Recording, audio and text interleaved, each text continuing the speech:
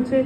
સાથે સાથે મારા કોર્ડિનેટર મિત્ર સર્વનું પણ ખૂબ ખૂબ સ્વાગત છે તથા માનનીય ચેરમેન સાહેબની સૂક્ષ્મ ઉપસ્થિતિને નમન વંદન કરતા આજનો જે ટોપિક છે મિતાહાર અને મિતાહાર સાથે અન્નમય કોષ, કારણ કે હમણાં વાત થઈ પંચકોષની.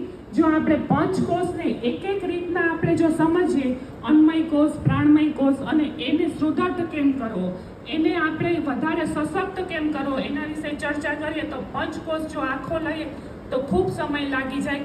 પરંતુ ખાલી ફક્ત અને ફક્ત આપણે જો આપણો અન્નમય કોષ છે ને એના વિશે વાત કરીશું. અને અન્નમય કોષ જે આપણું શરીર છે, રજ અને વીર્યથી બનેલું આપણું જે સ્થૂળ શરીર છે, જેના દ્વારા આપણે કર્મ કરીએ છીએ, સારા આસનો કરીએ છીએ, પ્રાણાયામ કરીએ છીએ, તો ફક્ત અને ફક્ત ખાલી આપણે આપણો અન્નમય કોષને જો આપણે સુધારી લઈએ ને તો ઘણું ખરું આપણા જે શરીરમાં જે રોગ આવે છે એ બધા આપણા દૂર થાય. તો એક પીપીટી પણ છે, હું સાથે સાથે પીપીટી પણ આપને બતાવતી જઈશ અને સાથે આપણે એમના વિશે પણ ચર્ચા કરશું. હવે આપણે ખાસ કરીને આપણે કહીએ છીએ કે યુક્ત આહાર અને યુક્ત વિહાર. આપણો આહાર કેવો હોવો જોઈએ, આપણને સર પણ ખાસ હવે પછીના જે કોઈ લેક્ચર હોય છે એની અંદર આપણને આહાર અને વિહાર વિશે જ ખાસ ફોકસ કરવાનું કહે છે. કારણ કે અત્યારની લાઈફસ્ટાઈલમાં ખાલી ફક્ત આપણે યોગ જ કરશું, પ્રાણાયામ કરશું, યોગ કરશું એ જરૂરી નથી, પણ આપણા રસોડાની અંદર થોડાક નાના મોટા ચેન્જીસ કરીશું તો પણ આપણે ખૂબ જ સરસ રીતના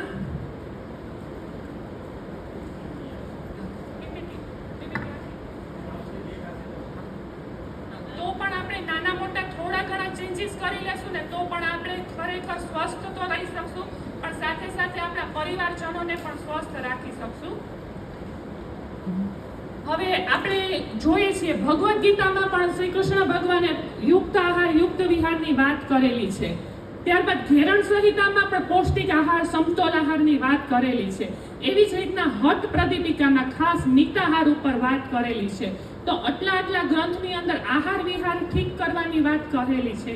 એવી જ રીતના આપણને એમ થાય છે કે પછી આપણે અલગ અલગ પેથીમાં જઈએ તો એલોપેથી છે, તો એલોપેથી આપણને કંઈક થોડુંક અલગ કહે છે કે ભાઈ અડધી કલાકમાં સવારમાં ઉઠો તો અડધી કલાકની અંદર તમારે નાસ્તો કરી લેવો જોઈએ એવું કહે છે.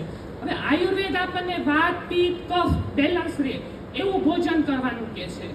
પછી આપણે આગળ જાય છે નેચરોપેથી. તો નેચરોપેથી વળી આપણને એમ કહે છે કે તમારે ઇન્ટરમીડિયેટ ડાયટ કરવાનું, 8 કલાકમાં જ જમવાનું અને 16 કલાક સુધીની અંદર ભૂખ્યું રહેવાનું. તો આપણને એમ થાય કે હવે આ એલોપેથી સાચી, નેચરોપેથી સાચી અથવા આયુર્વેદ સાચું. તો આપણે થોડા કન્ફ્યુઝ થઈ જાય કે બધા અહીંયા વક્તવ્ય કરવા આવે છે, બરાબર છે ને, કે ભાઈ નેચરોપેથી કરશું તો અમને ભૂખું રહેવાનું કહે છે, આયુર્વેદ કહે કે અડધી કલાકમાં નાસ્તો કરી લેવાનો આવું કહે છે. અને આપણને એમ થાય કે તો પછી આને શું ફોલો કરવું. ડૉક્ટર પાસે જાય તો કે સવારમાં તમારે નાસ્તો કરી લેવાનો, દૂધ તો સવારમાં લઈ લેવાનું. તો કરવું શું? થોડું મને માફ કરજો, કારણ કે ચેરમેન સાહેબ એવું કીધું છે કે ડિસ્કસ કરતાં ચર્ચા કરતાં આપણે કોઈ પણ વાત કરીશું કે જેથી કરીને તમને કંટાળો ન આવે, કે તમને એમ થાય કે અહીંયા લેક્ચર ચાલુ છે અને અમારે સંભાળે, એટલે આપણે સાથે એકાબીજા સાથે આપણે ટ્યુનિંગમાં રહેશું બધા. તો ઓકે છે ને? કાંઈ બી ચેન્જીસ હોય તો તમે મને કહેજો અને વચ્ચે પ્રશ્ન પૂછતા રહેશો, એટલે આપણે શું ચર્ચા કરતા રહેશું. અને હું છે ને ખાલી મારું જે મારી લાઈફસ્ટાઈલની અંદર મેં કોઈ ચેન્જીસ કર્યા છે ને એ ચેન્જીસની જ હું તમને ખાલી વાત કરીશ કે આટલું મેં મારા કિચનમાં રાખ્યું છે અને આટલું હટાવી દીધું છે. અને આવા નાના મોટા ફેરફાર કર્યા છે, પણ પછી મારા ઘરમાં બધાને નથી ફાવતું તો હું એની અલગ પણ રસોઈ કરી નાખું છું. પણ મારી તો હું અલગ રસોઈ કરું જ છું. અત્યાર સુધીમાં આવું થાય છે તો હું ખાલી તમારી સાથે ફ્રેન્ડલી ચર્ચા જ કરું છું. કોઈ અહીંયા લેક્ચર નથી, આપણે બધા સરખા જ છીએ એવી રીતના વાત કરીએ છીએ. 3 પેથી છે તો કઈ પેથી અનુકૂળ? તો એ પેથી બધી પેથી સાચી છે. એલોપેથી એની રીતે સાચી છે, આયુર્વેદ પણ એની રીતે સાચું છે અને નેચરોપેથી પણ એની રીતે સાચું છે. પણ આપણે ડિસાઈડ કરવાવાળા આપણે છીએ કે આપણે શું કરવું, મારા બોડીમાં શું મને યોગ્ય રહેશે. જ્યારે આપણે ખોરાક લઈએ ત્યારે જે આપણે આમ ફર્સ્ટ આપણે લઈએ ને તો આ વસ્તુ મારા પેટમાં જઈ અને મને કેટલું બેનિફિટ કરશે એ ખાસ જરૂરી છે. તો એના વિશે જ્યારે આપણી સેન્સ ઉઘડી જાય ને ત્યારે આપણને કાંઈ તકલીફ ન પડે કે ભાઈ આ લીધું છે તો આ ગયું છે પેટમાં તો શું મને ફાયદો થશે. અને એ માટે ખાસ કરીને ક્યારે ખબર પડશે કે જ્યારે આપણો અન્નમય કોષ જ્યારે આપણો સુદૃઢ હશે ને ત્યારે આપણે છે ને એકદમ આપણી નિર્ણય શક્તિ અને આપણે શું ખાવું જોઈએ અને શું અવોઇડ કરવું જોઈએ, શું વસ્તુ કન્ઝ્યુમ કરવી અને શું અવોઇડ કરવી, એની ખાસ આપણને ખબર પડી જશે. તો ચાલો આપણે બધા સાથે મળીને મિતાહાર વિશે સમજીએ. મિતાહારની અંદર એવું કહેવાય છે કે આપણું હોજરી છે એની અંદર હાફ પાર્ટ છે ને, જે એમાં ઘન પદાર્થ, બરાબર, 1/4 પાણી માટે અને પછી રહ્યો 1/4 જે હવા માટે ખાલી રાખીશું. જો આવો આપણે ખોરાક લેશું પણ જે આપણે ઘન પદાર્થ લીધો ને એ પછી આપણે વધારે પડતો કાર્બોહાઈડ્રેટ વાળો હોય, ભાખરી હોય ને પરોઠા હોય અથવા રાઈસ લઈ લીધા તો પછી એની અંદર આપણને ખાલી કાર્બોહાઈડ્રેટ જ મળવાનું. પણ જે હાફ પાર્ટ લીધો છે ને એની અંદર વિટામિન્સ, મિનરલ્સ અને ખાસ કરીને 40+ થાય ને એટલે આપણને પ્રોટીનની જરૂર છે. તો આ પ્રોટીન જે આપણા મસલ્સ બિલ્ડ કરે છે, આપણી સ્ટેમિના વધારે છે. કે અહીંયા આપણે 50 હનુમાન દંડ કરવા હોય પણ સાહેબે આપણને કીધું કે 100 સૂર્ય નમસ્કાર કરવાના હોય ને તો આપણે એ ચેલેન્જ સ્વીકારી શકીએ. આવી રીતના આપણો અન્નમય કોષ ક્યારે મજબૂત થાય કે આપણું પ્રોટીન ડાયટ પણ જરૂરી છે. એટલે હંમેશા આપણે જે કાર્બોહાઈડ્રેટ ઉપર વધારે ફોકસ થાય છે અને એટલે જ જ્યારે આપણે કાર્બોહાઈડ્રેટ ઉપર ફોકસ કરીએ ને એટલે જ વધારે પડતા ડાયાબિટીસના અને એવા બધા પ્રોબ્લેમ આપણે ઉપયોગ થાય છે. વધારે પડતું ડાયાબિટીસ થવાનું કારણ છે કે કાર્બોહાઈડ્રેટને લીધેલું. હવે હું પીપીટી તરફ જઈએ તો અન્નમય કોષ અને મિતાહાર. નેક્સ્ટ તો પંચકોષનો પ્રથમ કોષ છે. શરીર અન્નથી બનેલું છે. રજ અને વીર્યથી બનેલું શરીર આપણું જે છે એના માટે આપણો અન્નમય કોષ ક્યારે સુદૃઢ થાય તો કે આપણા શરીરની અંદર જે આપણે પૂરેપૂરા પોષક તત્વો લઈએ છીએ અને એ પણ આપણે સવારની અંદર તમને એમ થાય કે આજે મારે નેચરોપેથી કરવું છે તો ક્યારે મારે કેટલું બોડીને ડિટોક્સ કરવું. હવે આપણે 3 દિવસ અહીંયા આપણે જમ્યા છીએ, બધું ખાધું ને આપણે, તો હવે ઘરે જઈને શું કરશું? ડિટોક્સ કરશું. કેવી રીતના ડિટોક્સ કરશું? ઉપવાસ કરશો. બરાબર. અને વંદનાબેને કીધું ભસ્તી કરવાની, ચાલો. પણ હજી હું કેવી રીતના કરીશ એ પણ હું જરાક તમને કહી દઉં. આપણે ખાસ કરીને આપણું બોડીને આલ્કલાઇન કરવાનું છે. અત્યારે વધારે પડતું આપણું બોડી એસિડિક થઈ ગયું છે. એસિડિક અને આલ્કલાઇન. તો આલ્કલાઇન આપણું બોડી ક્યારે થશે કે તમે અત્યારે જ ઘરે જ સવારે ઘરે જાઓ એટલે રાત્રે શું કરશો? એક કાચની બરણી લેશો, એની અંદર કાકડી છે, ગાજર છે, બીટ છે, લીંબુ છે, પુદીના છે, લીમડો છે અથવા સફરજનની છાલ છે. આ બધું પાણીની અંદર નાખી દેવાનું અને કાચની બરણી બંધ કરી દેવાની એરટાઈટ. અંદર ચિયા સીડ પણ નાખી શકાય. એ રાખી દેવાની. સવારે એટલું મસ્ત તમારા માટે ડિટોક્સ આલ્કલાઇન પાણી તૈયાર થઈ ગયું હશે. આવું તમે કાલે લેશો એટલે 3 દિવસ સુધી લેશો ને તો આજે જે તમે લીધું છે ને, મેંદો લીધો છે અથવા તો કાંઈ પણ ઓઇલી વસ્તુ લીધી તો આ ખાસ જરૂરી છે. તો આવું સવારમાં કરવાનું. ફરીથી એક બરણી લેવાની. શું કામે હું કાચની બોટલ કહું છું કે રાત્રે આપણે છે ને એરટાઈટ બંધ થઈ ગઈ હોય એટલે પાણી લેવાનું. એની અંદર બીટના કટકા, કાકડી મસ્ત ફ્રેશ વેજીટેબલ લેવાનું છે, કાકડી છે, ગાજર છે, દૂધી હોય તો દૂધી પણ રાખી દેવાનું, સફરજનના કટકા નાખી દેવાના, ચિયા સીડ નાખી દેવાના. આનું મસ્ત ડિટોક્સ વોટર બનાવવું છે અને ખાસ કરીને એમાં લેમનની સ્લાઇસ કરવાની છે, એ પણ અંદર એડ કરી દેવાની છે. બહુ સરસ તમારા માટે આલ્કલાઇન બોડી થઈ જાય છે. વિરાટ કોહલી જે કહે છે એ આલ્કલાઇન બોડી એનું રાખે છે. પણ આપણે એવું ખાસ કોસલી પાણી લેવા જવાની જરૂર નથી. પણ આપણે આવું ખરેખર રસોડાની અંદર જ આવું આલ્કલાઇન આપણે બનાવી શકીએ છીએ, જેથી કરીને જે આપણે આગલા દિવસે જે તકલીફ થઈ હોય છે એ તકલીફ આપણી જે દૂર થાય એના માટે. આ થઈ ગયું આલ્કલાઇન. કેવી રીતના એસિડિકમાંથી આલ્કલાઇન આપણી લાઈફસ્ટાઈલ કેમ કરું તો એક તો થઈ ગયું પાણી. પછી તમને ભૂખ, જો તમે આ આલ્કલાઇન પાણી છે ને બપોર સુધી લઈ શકો, બપોર પછી કાઢી નાખવાનું. સવારમાં એ જ લેવાનું છે પાણી. જમીને બપોર 4 વાગ્યા પછી આ પાણી લેવાનું નથી. 4 વાગ્યા સુધીમાં જે તમે 5 લીટરની બરણી કરી, 2 લીટરની કરી એ ખતમ કરી નાખવાની છે. અને વધે તો ઘરમાં પણ બધાને આપી શકાય. હા, ગાળો નહીં તો પણ બધું જ સારું જ છે ને. પણ ઓલું જે લેમન હોય ને એને સ્પીસ કરી નાખવાનું, ન કરો તો એ જવા દેવાનું. આ આપણી આલ્કલાઇન લાઈફસ્ટાઈલ થઈ છે. નેક્સ્ટ કરો, નેક્સ્ટ કરું છું. અને રેગ્યુલર લાઈફસ્ટાઈલની અંદર સાત્વિક આહાર લેવાનો છે. યોગ, પ્રાણાયામ, વ્યાયામ, ઊંઘ, પાણી અને વ્યસનોથી દૂર રહેવાનું છે. આ આપણી અન્નમય કોષ કેવી રીતના મજબૂત થાય એ માટે. Next next next. હવે આપણે કહેવાય છે, એ તો બધાને આપણને ખબર જ છે કે ચાવીને જમવું જોઈએ, ધીમે ધીમે ચાવીને જમવું. તો ખરેખર આપણે ભૂલી જઈએ છીએ. તો એકવાર એવું કહેવાય છે કે ઘન પદાર્થ જે હોય છે એને લિક્વિડ કરી નાખવાનો, અને જે લિક્વિડ લઈએ છીએ એને આપણે ચાવીને લેવાનું. આવી રીતના આપણે ચાવીને લેશું. એટલે આપણે જો આપણે ખરેખર 3 રોટલી જમતા હોય ને, તો 3 રોટલીને બદલે આપણે 1 રોટલીમાં પણ સંતુષ્ટ થઈ જશું. જો આપણે ચાવીને જમશું ને, તો એટલું મસ્ત સંતોષનો અનુભવ થશે. તો એ પણ કરી શકાય. અને હવે જો મને વચ્ચે બીજી વાત યાદ આવી ગઈ કે આપણે રોટલી લેવાનું કીધું છે, પણ જો રોટલીને બદલે આપણે જુવાર, બાજરી અને રાગી, આ બધા જે મિલેટ્સ છે ને, એ મિલેટ્સનો ઉપયોગ કરી લઈએ ને, તો પણ આપણે ખૂબ સારી રીતના રોટલી બનાવો. ઘરમાં બધાને કાંઈ આપણે એવું નથી કરવાની જરૂર કે એ લોકોને રોટલી ન ખવડાવી, એને રોટલી ખવડાવો. પણ આપણા માટે એક દિવસ બાજરાની રોટલી કરી નખાય. રોટલી, હું રોટલો નથી બોલતી, ખાસ સાંભળજો. રોટલો બહુ વધારે પડતું થઈ ગયું, એ આપણા માટે નથી. જે ખેતીમાં શ્રમ કરે છે એના માટે રોટલો બેસ્ટ છે. આપણે રોટલીને જ લાયક છે, કારણ કે આપણે એટલું કામ નથી કરતા. બાજરાની ચપાતી, નાની રોટલી, સ્વામી રામદેવજી પણ એ જ કરે છે, રોટલી બનાવતા હોય છે. જોજો તમે એમનું, એ નાની નાની આટલી મસ્ત બાજરાની રોટલી બનાવે છે. એની રોટલી, જુવાર, ક્યારેક આપણે રાગી પણ કરી શકીએ. અને એમાંય ખાસ બેસ્ટ કરીને શીરો ખાવાનો મન થાય તો રાગીનો શીરો જે બને છે, એ રાગીનો શીરો ખરેખર આપણે જે કેક બનાવીએ છીએ ને, કેક બને છે ને, કેકનો જે ટેસ્ટ આવે છે ને, એવો ચોખ્ખા ઘીનો રાગીનો શીરો બહુ સરસ બને છે. અને ખાસ કરીને જે આપણે લેડીઝ છીએ, 40+ છીએ, ત્યારે આપણને કેલ્શિયમની પણ ખાસ જરૂર છે. તો વિટામિન ડી તો આપણે ઓછો લેતા હોય, તડકામાં ન જતા હોય, તો ખાસ આ જોઈ લેવું જોઈએ. તો રાગીનો શીરો લેવો જોઈએ આપણા માટે.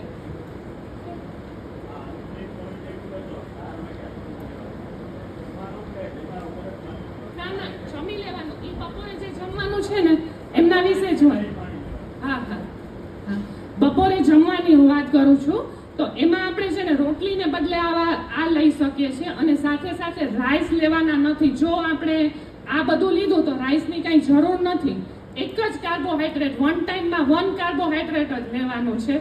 તો આપણે આ લઈ લીધું છે. હું અહીંયા જસ્ટ વાત કરું, આપણા બધા માટેનો છે કે આપણે બધા લેડીઝ સ્વસ્થ હશું ને, તો એ લોકોને વધારે સ્વસ્થ રાખી શકું, એના માટેનું. એ જ રીતના સાથે સાથે શાક બધા બનાવીએ છીએ આપણે. તો શેમાં શાક બનાવીએ છીએ? તેલમાં બનાવીએ છીએ ને, ગ્રાઉન્ડ. હવે આપણે સમજી ગયા છે, રિફાઇન્ડ તેલને હટાવી દેવાનો છે. જ્યાં સહી લખ્યું છે રિફાઇન્ડ તેલ કાઢી નાખ્યું, ફિલ્ટર ઓઇલ લઈએ છીએ. પણ સાથે સાથે મારું પણ તમને એવું કહેવાનું છે કે ઓઇલમાં બધા માટે તો બનાવીએ, પણ ક્યારેક તમે ઘીમાં ટ્રાય કરજો. શાકને ઘીમાં બનાવજો. 1 ચમચી ઘી, જાજુ નથી કહેતી, પણ 2 ચમચી ઘીમાં. અને વેજીટેબલ્સ પણ લેવાના થાય તો દૂધી, ગલકા અને તુરિયા, બહુ સરસ શાક લાગે છે એનું. ગુવાર, આ બધાનું જે સબ્જી બને ને, એ સબ્જી બહુ ટેસ્ટી બને છે. મેથીના દાણા અને અજમો નાખીને જે શાક બનાવીએ ને, તો એ શાકનો મને તો હવે એવો સ્વાદ સરસ આવે છે ને કે ઓલા બધા જે બનાવ્યું હોય છે ને, એ સબ્જી કરતાં આ વધારે ગમે છે. અને સાથે સાથે સૂપ અથવા મગનો સૂપ કે એવું લઈ શકાય. આવું બપોરની લાઈફસ્ટાઈલ છે આપણી. અને ખાસ પ્રોટીન માટે હું વાત કરી દઉં બધાને કે પ્રોટીનની જરૂરિયાત આપણે ડેફિશિયન્સી કેવી રીતના પૂરી કરશું? આયુર્વેદમાં દૂધ કે છે, પાછું નેચરોપેથીમાં દૂધ નથી કહેતા.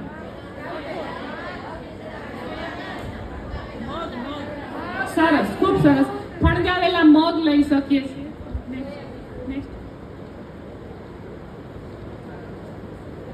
એક બહુ સરસ નાસ્તો પણ સવારમાં પ્રોટીન વાળો, અડધી કલાક આપણે જમ્યા પછી આપણને સવારમાં નાસ્તો છે ને, એ પ્રોટીન વાળો જ લેવો જોઈએ. હંમેશા એ યાદ રાખો કે સવારમાં જે પ્રોટીન લીધેલું હશે ને, આખો દિવસ આપણને સ્ટેમિના આપશે. તેવો પ્રોટીન વાળો નાસ્તો લેવો જોઈએ.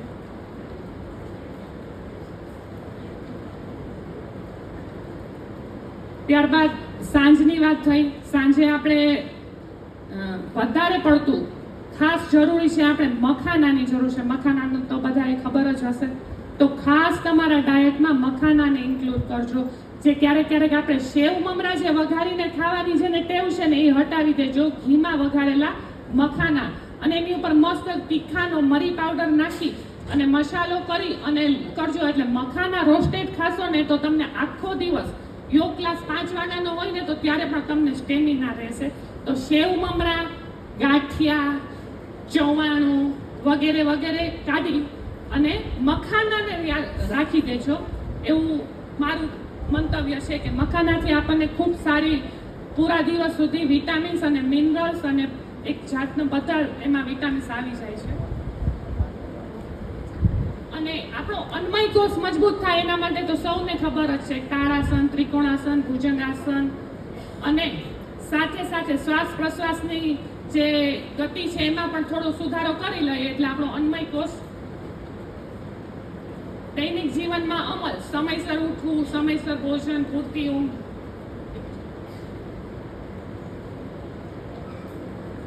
એક નીતાહાર અને અન્નમય કોષ સાથેની એક પિક્ચર બનાવેલું છે. પિક્ચર મીન્સ એક ફોટો છે જે તમે પણ ફોટો પાડી લેશો તો તમને પણ ઉપયોગી થશે. બહુ ઝડપથી બનાવેલું છે.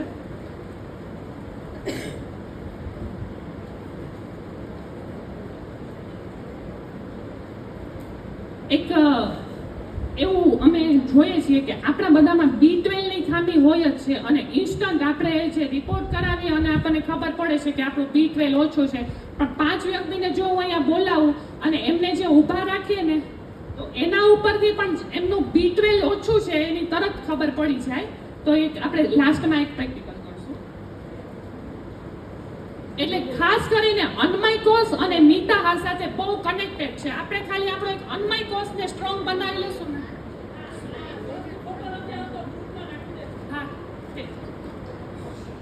નીતાહારના નિયમો સાથે આપેલા છે. દૈનિક જીવનમાં એનો કેવી રીતના અમલ કરશો, યોગ અને કેટલા પ્રમાણમાં કેટલું ભોજન હોવું જોઈએ. તો બધાને અલગ અલગ કેલેરી અને કાર્બોહાઈડ્રેટ પ્રમાણે ભોજન છે. એવું નથી કે મારે 2 રોટલી સામે લેડીઝને પણ અમુક ભોજનની જરૂર વધારે કેલેરી, ઓછી કેલેરીની જરૂર હોય છે. એવી જ રીતના એની સરખામણીમાં પુરુષોને વધારે કેલેરીની જરૂર હોય છે અને બાળકોને એની રીતના પ્રોટીન, કાર્બોહાઈડ્રેટ અને મિનરલ્સને ભેગા કરીને એની જરૂર હોય છે. તો એક વખત ભોજનની અંદર લાઈફસ્ટાઈલ અને ક્યાં કેલેરી કાઉન્ટ કરતા આપણને આવડી જાય ને તો આપણે અડધી તકલીફો તો દૂર જ થઈ જાય અને અન્નમય કોષ અને નીતાહારથી થઈ જશે. સાથે સાથે અન્નમય કોષ શું છે એમના વિશેનું છે, એની પણ આખી એક પીપીટી છે, એ પણ હું મૂકી દઈશ કે અન્નમય કોષ કેવી રીતના બને છે. નેક્સ્ટ આખી પીપીટી બતાવી દઉં. અને એમને મજબૂત કરવાની છે મેં વાત કરી છે કે પૂરતી ઊંઘ લેવાની છે, પૂરતું પાણી. નીતાહાર એટલે યોગ્ય માત્રામાં, યોગ્ય સમયે, યોગ્ય પ્રકારનો આહાર લેવાનો. જે સેન્સથી કે ભાઈ આપણે જાતા પહેલા આપણે એના વિશે વિચારવાનું. શરીર હલકું રહે છે, પાચન ક્રિયા સરસ રહે છે, રોગ પ્રતિકારક શક્તિ વધે છે, શરીરની ઉર્જા જળવાય છે, મન પ્રસન્ન રહે છે, સ્થૂળતા અને અનેક રોગોથી બચી શકાય. અને ખાસ કરીને મારે કહેવાનું છે કે આપણા ઘરમાં એલ્યુમિનિયમના કુકર કોણ કોણ વાપરે છે? ફ્રેન્કલી કહી દેજો કે કોના ઘરમાં એલ્યુમિનિયમના કુકર છે હજી આજની તારીખમાં? છે ને? સારું છે, રાખજો. પણ એ ખાલી છે ને અંદર સ્ટીલનું કુકર, અંદર સ્ટીલનો ડબ્બો રાખીને બાફવા પૂરતો ઉપયોગ કરજો. ઘરમાં સ્ટીલનું કુકર અથવા માટીનું વાસણ શું હટાવવાનું છે ને શું લાવવાનું છે એના વિશે જોઈ લેશો. અને ખાસ કરીને જે માટીનું મસ્ત આવે છે બ્લેક કલરનું, એમાં જે રસોઈ કરીએ ને તો એનો ઓછા ઘીમાં, ઓછા તેલમાં પણ બહુ સરસ સ્વાદિષ્ટ શાક આવે છે. નોન સ્ટિકનો ઉપયોગ કરવાનો નથી, રિફાઇન્ડ તેલનો ઉપયોગ કરવાનો નથી. રિફાઇન્ડ તેલ કાઢી નાખવાનું છે. એવી જ રીતના મીઠું ઘણા કહે છે કે રોક સોલ્ટ લેવું જોઈએ, આ લેવું જોઈએ, પણ સોલ્ટ જે છે એ છે નેચરલ આપણને પ્રાપ્ત થાય છે, એ સારું જ છે. એમાં બધા મિનરલ્સ અને બધું આવી જાય છે.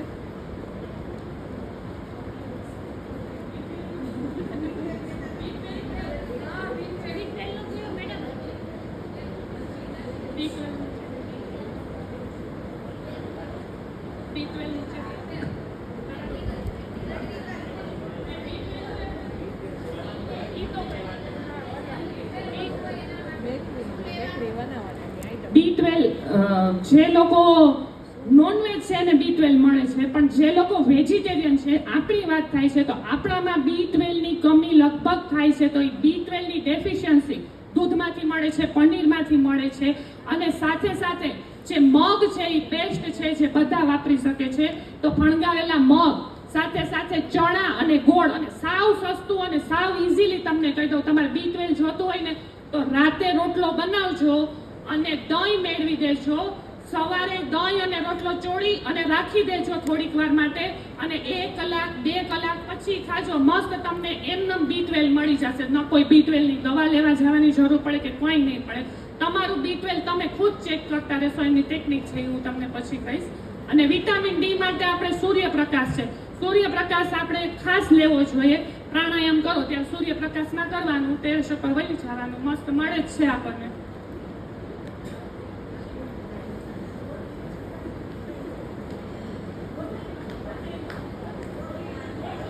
હા, નાઈસ નાઈસ, હા છે.